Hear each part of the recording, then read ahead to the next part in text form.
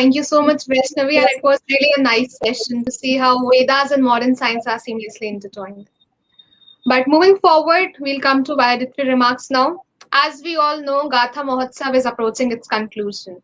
And without a doubt, this event will always be remembered by all of us as the one that was filled with learning and new experiences. I'm really glad to inform you all that a national award winning filmmaker, best selling author, and above all, a free thinker is present in our midst today. This is the person who gave us cult movies like Buddha in a Traffic Jam and movies that were true chillers, like The Tashkent File, Chocolates, and many more. Whose book, The Urban Naxal, became the fastest selling bestseller of all time. He is the one who, along with his wife, actress Pallavi Joshi, founded the I Am Buddha Foundation. We are very pleased to welcome the one and only Mr. Vivek Ranjan Agnihotri. Sir, you're very welcomed. Thank you. नमस्कार. नमस्कार.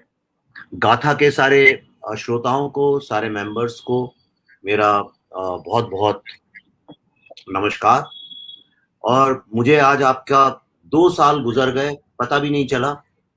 और मुझे आज यहाँ के उतनी ही खुशी हो रही है जितना मैं ये तो नहीं कहूँगा एक बच्चे की माँ को होती है, पर ये जरूर कहूँगा कि जैसे एक गायनेकोलॉजिस्ट को हो सकती है जिसको प्रेगनेंसी के दौरान कंसल्ट किया गया हो, जो डिलीवरी के वक्त शामिल रही हो, और जब वो बच्चे बड़े होकर सामने आते हैं तो जिस तरह से एक गायनेकोलॉजिस्ट के दिल में जो एक खुशी होती है, मुझे वैसी हो रही है. क्योंकि अमित जी ने जब ये शुरू किया था गाथा, जब इसका उनने प्रस्ताव रखा था, इसके बारे में सोचा था, कंसीव कर रहे थे, तब से मैं इसमें इन्वॉल्व हूँ. जब गाथा का लॉन्च हुआ था तब भी मैं दिल्ली में इसमें गया था, इंडियन कल्चरल सेंटर में, और मैंने हमेशा गाथा को एक अपने ही परिवार का एक बहुत ही होनहार एक पार्ट की तरह से देखा है, और इसलिए मेरे लिए काफी खुशी की बात है. आज इस विश्व में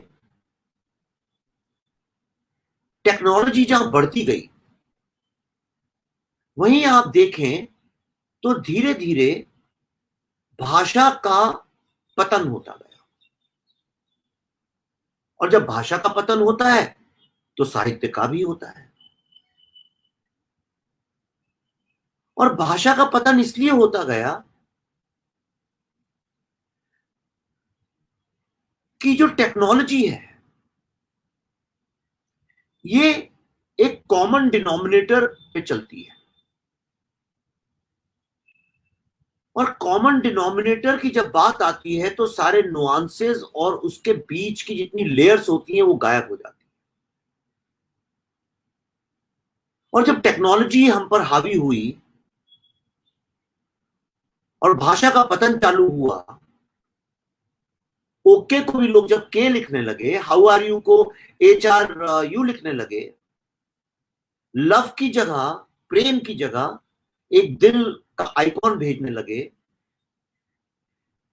तो साहित्य सरवाइव करेगा कि नहीं करेगा, इस बात को लेके बुद्धिजीवियों में, चिंतकों में, भाषा के विद्वानों में एक चिंता और आक्रोश दोनों ही देखे गए. आखिर ये साहित्य है क्या? ऐसा क्या है कि साहित्य को लेके, भाषा को लेके लोग इतने चिंतित रहते हैं?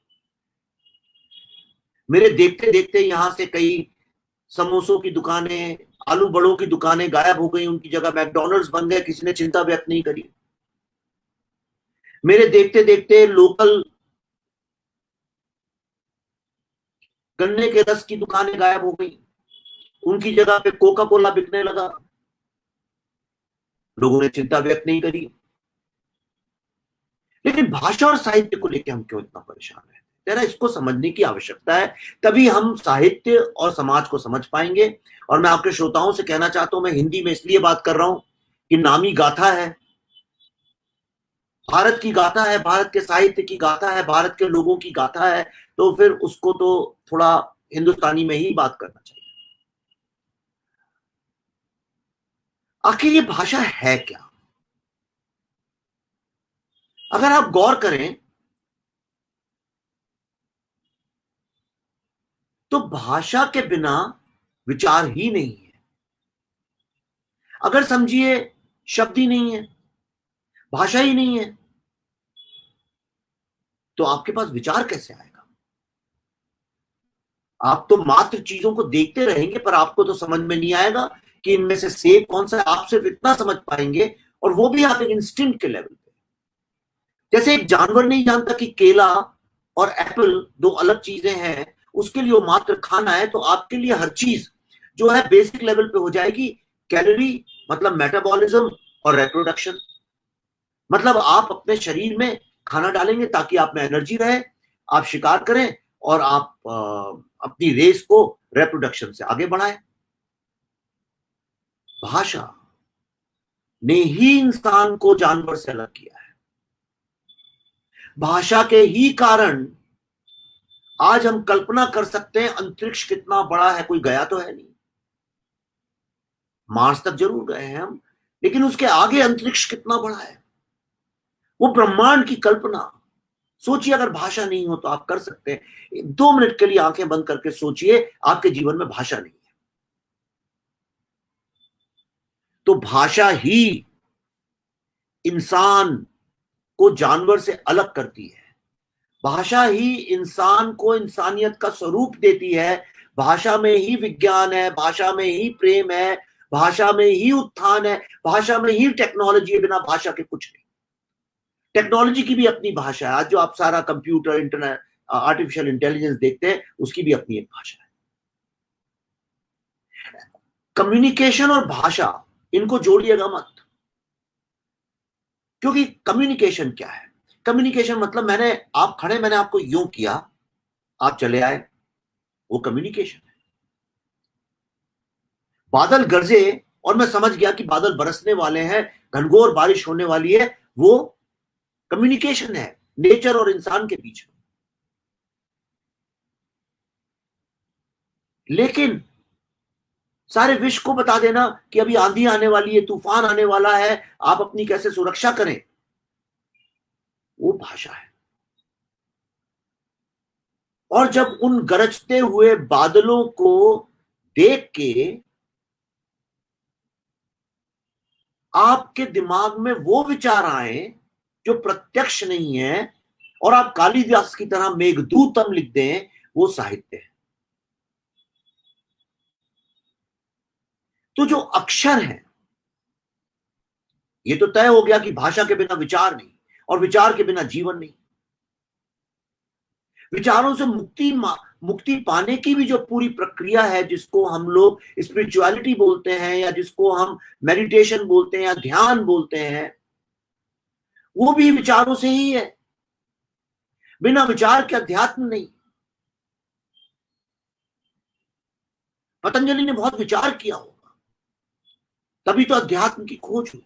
हमारे पुराने ऋषियों ने बहुत विचार मनन के बाद ध्यान किया। विचार, मनन, ध्यान, अध्यात्म।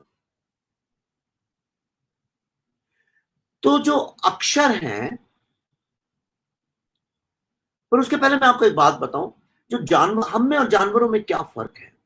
जानवर जो हैं, वो 40-50 से ज्यादा जानवर एक दूसरे के साथ कोऑपरेट और कोलैबोरेट नहीं कर सकते।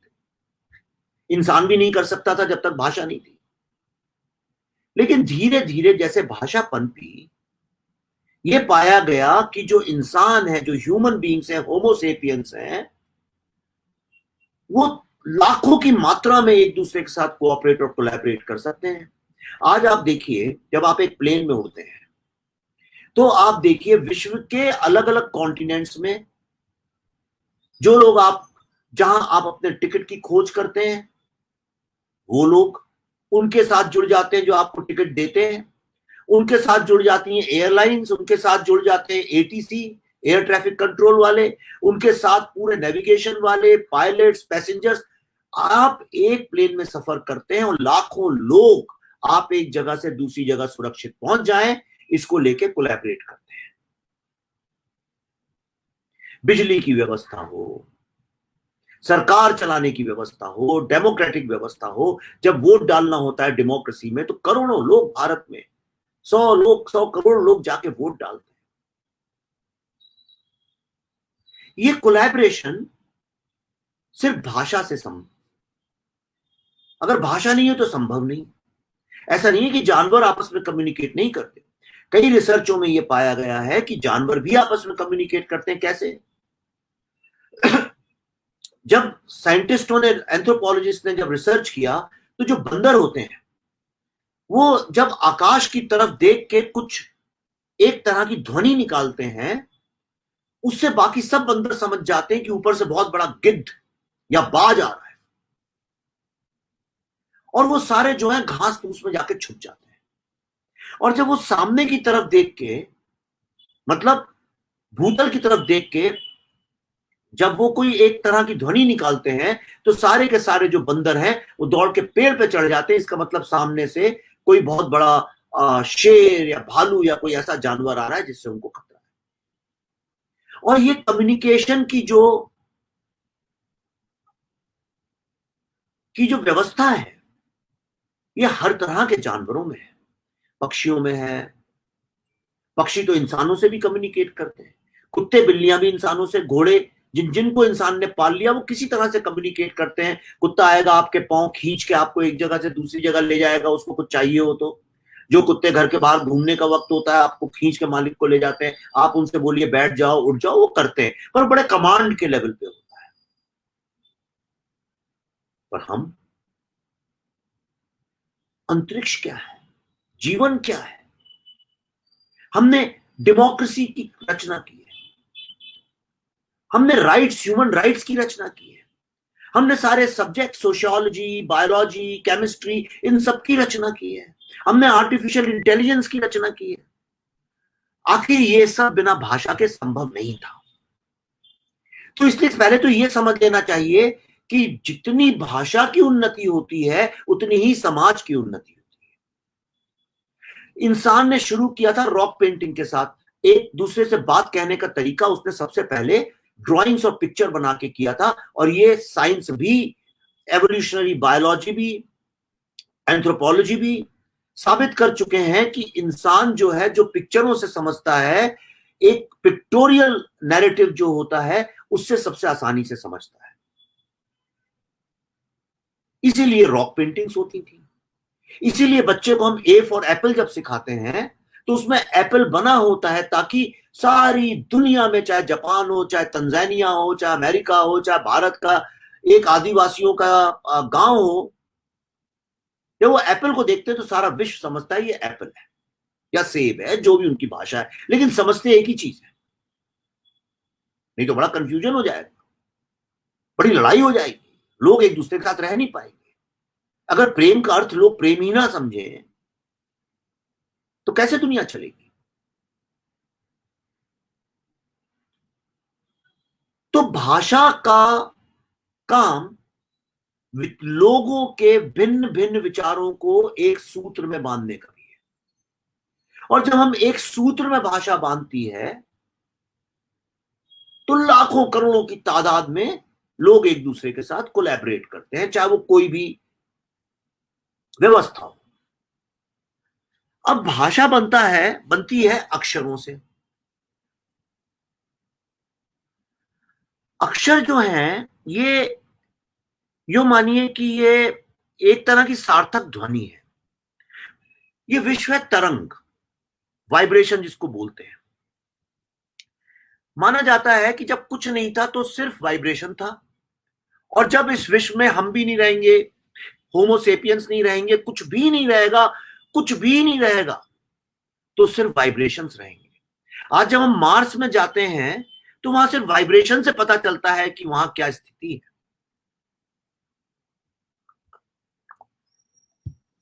तो ओम, सबसे पहले ओम, वो एक वाइब्रेशन है। आ ओ मा, ये एक वाइब्रेशन है, जहां से सारी जननी है, समझ लीजिए वहां से गंगा बहती है। तो अक्षर जो है वो एक सार्थक ध्वनि है। इन अक्षरों का जो समूह है वो है एक शब्द। इन शब्दों का जो समूह है जिनको जोड़ते हैं वो है एक वाक्य। और वाक्यों का जो समूह है वो है भाषा। और ये जो भाषा है ये दो तरह से देखा जा सकता है इसको। ये भाषा हमें बताती है एक जो प्रत्यक्ष है और एक जो अप्रत्यक्ष है। तो जिस तरह से एक प्रेमिका के मन में क्या भाव चल रहा है उसके ऊपर पूरा एक काव्य जिस तरह से कालिदास लिखते हैं, या जैसे ट्रेजेडी के ऊपर शेक्सपियर पूरा का पूरा अपना साहित्य लिखते हैं, उसी तरह से ब्रह्मांड क्या है, ईश्वर क्या है, प्रेम क्या है, ये अंतरिक्ष क्या है, मृत्यु के बाद क्या है, ये सब भी जो है ये अपने आप में यो मानिए ये भी एक साहित्य है। क्योंकि साहित्य वो है जो प्रत्यक्ष और अप्रत्यक्ष को साथ लेके चलता है। अगर मैं आपसे कहूं जिस लड़की से तुम प्रेम करते हो वो 72.8% पानी है, ये तो सत्य है, ये एक प्रत्यक्ष बात है क्योंकि इसको नापा जा सकता है, ये केमिस्ट्री है, ये बायोलॉजी है, इसको साबित किया जा सकता है। The girl you love is 72.8% water. लेकिन आप पानी से तो प्यार नहीं करते। एक बच्चे के लिए एक मां 72.8% वाटर तो है नहीं, उसके पिता 72.8% वाटर तो है नहीं। हम एक दूसरे के लिए लिवर, इंटेस्टाइन, लंग, हार्ट ये तो नहीं है, उससे ज्यादा है, वो अप्रत्यक्ष है। अब उसे आप एक कहानी बोले। कई बार जब दिल टूटता है यंग लड़के लड़कियों का तो वो क्या बोलते हैं, यार ऐसा लगता है सब एक सपना था, एक कहानी थी, जैसे कुछ हुआ ही नहीं, सब झूठ था। पर घटित तो हुआ है, आपने महसूस तो किया है। आप पे बीती तो है, आप कई रातें सोए भी नहीं है विचारों में। तो ये जो अप्रत्यक्ष है ये है साहित्य।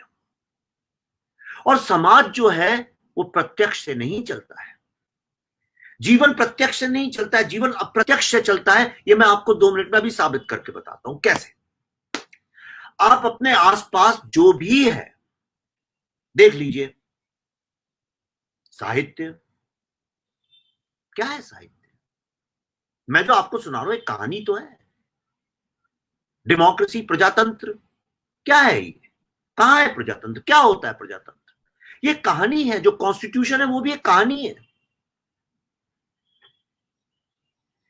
ये कोई फिजिकल ट्रूथ नहीं है।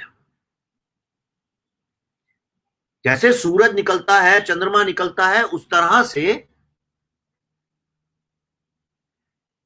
ये राजनीति, ये धर्म, ये दर्शन, ये सब क्या है? ये कहानियां हैं। चांद थोड़ी खूबसूरत है, पर चांद को हम खूबसूरत मानते हैं। जब चांद निकलता है रात को तो हम कहते हैं कितना शीतल है, कितना अच्छा है। उसके ऊपर कविताएं लिखते हैं। जब उसी चांद के प्रतिबिंब हजारों प्रतिबिंब नदियों में, तालाबों में दिखते हैं, चलती हुई लहर में एक ध्वनि उठती है, उससे जो कविता फूटती, क्या है ये सब? सब कुछ इस विश्व में जो है वो एक कहानी है जो इंसान ने बनाई है। समाज को जोड़ने के लिए, समाज को व्यवस्थित करने के लिए, इंसान को जानवर से अलग करने के लिए। धर्म एक कहानी है। कहां है भगवान? कौन सा भगवान? क्या भगवान? कहां है वो ईश्वर? किसने देखा है?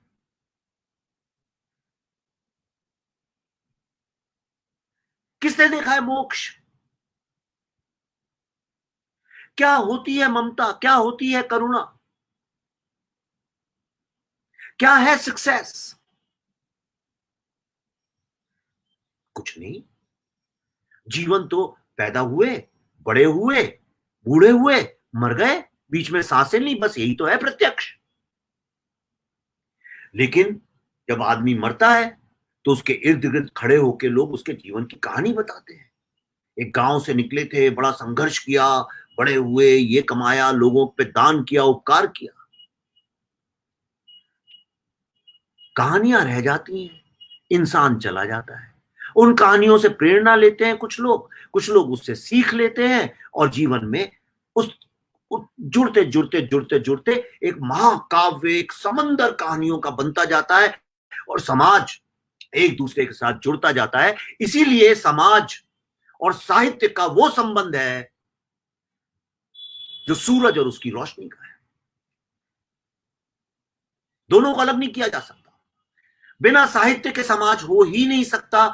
भाषा साहित्य से ही एक समाज जाना जाता है। जितनी विकसित भाषा और साहित्य होगा उतना ही विकसित समाज होगा, इसमें कोई दो राय नहीं है।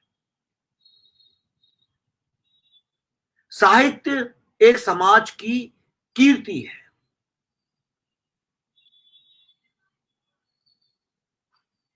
उसकी सुगंध है जैसे पुष्प की होती है। इसलिए यह समझ लेना कि साहित्य जो है वो ही एक समाज की आत्मा है। आप जितना साहित्य को कमजोर करेंगे, समाज की आत्मा उतनी कमजोर होगी। और यही कारण है कि आज पूरे विश्व के हर राष्ट्र में लोग चिंतित हैं, परेशान हैं कि साहित्य कमजोर होता जा रहा है। क्यों? क्योंकि टेक्नोलॉजी इंसान को वापस वहीं ले जाना चाहती है जो वो रॉक पेंटिंग्स बनाता था। आज हम हर चीज को मीम और आइकॉन्स के रास्ते पे ला रहे हैं। कविताएं भी जो है टूटी फूटी बनने लगी।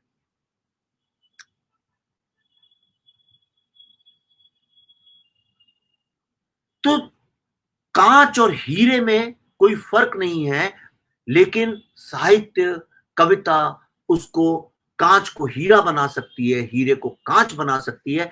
ये इसमें इतनी ताकत है। पर जो साहित्य है, जो भाषा है, ये स्थिर नहीं रह सकता और उसको रहना भी नहीं चाहिए। ये तो एक ज्ञान गंगा है। इसमें राह में आती आती जितने नाले, नदियां, तालाब सब मिलते जाएंगे और अंततः एक विशाल सागर बनेगा। यही यही इसका स्वरूप है। और इसको हर समय हमारी कोशिश रहनी चाहिए कि ये स्थिर ना रहे। आज एक ऐसा वक्त चल रहा है कि टेक्नोलॉजी जो है वो इंसान के उत्थान से ज्यादा तेजी से बढ़ी और ऐसे में साहित्य धीरे धीरे पीछे छूटने लगा। इंसान जानवरों की तरह बिहेव करने लगा। आप देखिए, लोग मारने पे, मरने पे एक दूसरे के आमादा है। सोशल मीडिया में ही आप देखिए, आप टूटी भाषा लिखें, खराब भाषा लिखें, कुछ फर्क नहीं पड़ता। 140 280 शब्दों में कहां से आप साहित्य लिखेंगे? साहित्य तो तभी बनता है जब धीरे धीरे आप किसी चीज की परतों को खुरेदते खुरेदते उसके मर्म में पहुंचने के पहले रुक जाएं। और वो मर्म क्या है? वो मर्म क्या है, ये आप पढ़ने वाले, समझने वाले की बुद्धि पे छोड़ दें, फिर वो अपना मतलब निकाले। भाई, पूर्णिमा की रात में अपनी प्रेमिका के साथ काव्य कहना, उसकी गहराई में जाना, उसकी परतें निकालना, वो श्रृंगार रस के सारे रूप साहित्य दिखाते दिखाते एक ऐसी जगह पे लाके छोड़ दे जहां पे प्रेम आपके लिए क्या मायने रखता है, इसका आविष्कार या इसकी डिस्कवरी आप स्वयं करें, इसकी खोज आप स्वयं करें। तो साहित्य आपको एक ऐसी जगह ले जाकर छोड़ देगा जहां पे सारे विचार खत्म, दुनिया की आपाधापी कर, और वही साहित्य एक आईना की तरह बन के आपके सामने खड़ा हो जाएगा, जहां पे आपका असली रूप, असली चेहरा, जापान में कहते हैं what is your original face. जब एक शिष्य पढ़ने जाता है तो उसका गुरु उससे पूछता है what is your original face, तुम्हारा असली चेहरा क्या है? और वो शिष्य उसके जवाब देता रहता है, तब तक देता है जब तक वो पूरी तरह से नग्न अपने सामने नहीं खड़ा हो जाता है, और तब उसको आभास होता है अपने उस असली चेहरे का,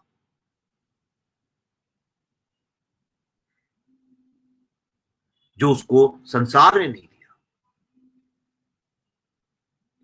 जो उसकी आइडेंटिटी नहीं है, जो हिंदू मुस्लिम क्रिश्चियन नहीं है, जो भारतीय जापानीज तंजानियन या अमेरिकन नहीं है, जो किसी का बेटा नहीं है, जो किसी का पति नहीं, जो किसी का भाई नहीं है, एक मात्र एनर्जी है, ऊर्जा है। और वो ऊर्जा किसके साथ जुड़ी हुई है, किस ऊर्जा का वो भाग है, इसको हिंदुस्तान के दर्शन में, साहित्य के जरिए हमारे साहित्यकारों ने कई बार इस बात को बताया है, हम किस तरह से एक बहुत बड़ी ऊर्जा के मात्र एक कण है, पर उस कण की ऊर्जा भी उतनी है जितनी इस ब्रह्मांड की ऊर्जा है, जिसको आज साइंस ने, फिजिक्स ने भी प्रूव किया है। लेकिन अगर आप फिजिक्स में क्वांटम फिजिक्स पढ़ेंगे तो ये बात कभी समझ नहीं पाएंगे, आप 2 लाइन से ज्यादा पढ़ नहीं पाएंगे। लेकिन एक कविता पढ़ लें, एक ऐसे पढ़ लें, एक कहानी पढ़ लें, ये बात आपको समझ में आ जाएगी। जैसे ही मैं कहता हूं तत्वमसि या अहम ब्रह्मास्मि, आपको ये बात समझ में आ जाती है। तत्वमसि मतलब तुम ही भगवान हो, तुम ही हो खुदा, वो जीसस, वो क्राइस्ट तुम ही हो, ब्रह्म तुम ही हो, ब्राह्मण तुम ही हो, ब्रह्मांड तुम ही हो। बिना साहित्य के संभव नहीं। पर टेक्नोलॉजी के जब फायदे होते हैं, जैसे आप एक फैक्ट्री लगाएं तो आपके गाड़ियां बहुत बनेंगी, तेल भी निकलेगा, तरह तरह की सुविधाएं मिलेंगी, लेकिन उससे प्रदूषण जो होगा, उसके जो बाई प्रोडक्ट्स होते हैं, उससे गंदगी निकल के जो गंगा में शामिल होगी, उसको साफ करने में भी बहुत हजारों लोगों का यत्न लगता है, कई 100 साल लग जाते हैं। इसी तरह से ये जो नई टेक्नोलॉजी आई इंटरनेट की, सोशल मीडिया की, इसने सबसे पहला जो है इसका जो विक्टिम बनी वो था साहित्य, कविता।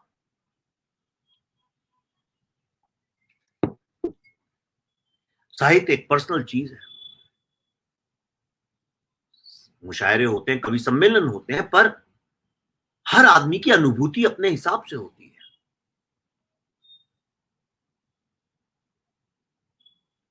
और साहित्य सारे विश्व में कमजोर पड़ने लगा। यही कारण है आप आज बता नहीं सकते कि कौन से वो 5-10 महान कवि हैं आज के समय के, कौन कहानीकार हैं।